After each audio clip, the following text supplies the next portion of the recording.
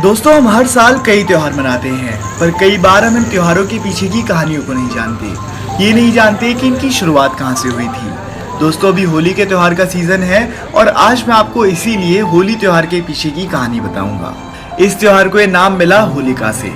हिरण्यकश्यप शैतानों का राजा हुआ करता था और उसे लंबी तपस्या के बाद ब्रह्मा से वरदान मिला हुआ था, जिससे उसको ना तो दिन में मारा जा सकता था ना रात में, ना घर के अंदर मारा जा सकता था ना घर के बाहर, ना धरती पर और ना ही आसमान में, ना अस्त्र से ना शस्त्र से।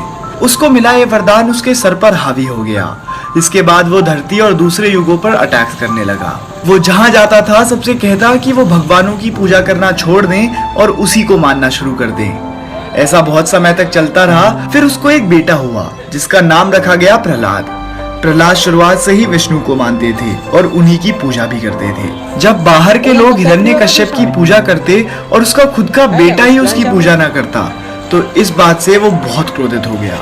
उसने अपने बेटे को इसी के लिए धमकाना शुरू कर दिया, पर वो नहीं माना। उसने अपने ही बेटे को मारने के लिए भी कई नीतियां अपनाई, पर कोई काम न करी। यहाँ तक कि जब उसने अपने बेटे को जहरीले सांपों के साथ छोड़ दिया, तब भी उसको कुछ नहीं हुआ।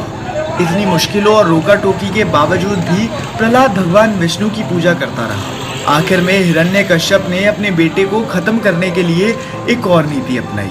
उसने अपनी राक्षसी बहन होलिका को कहा कि वो प्रहलाद को लेकर आग में बैठ जाए। होलिका ने एक चादर ओढ़ ली ताकि वो आग से बच जाए और प्रहलाद जल जाए, पर प्रहलाद के साथ विष्णु का साथ था। कुदरत की करनी तो देखो, वो चादर उड़कर होलिका से प्रहलाद पर आ गई और इसी वजह से होलिका जलकर भस्म हो गई और प्रहलाद बच गया। और इसी के बाद विष्णु ने आकर दिन और रात के बीच शाम के समय में हिरण्यकश्यप का भी अंत कर दिया।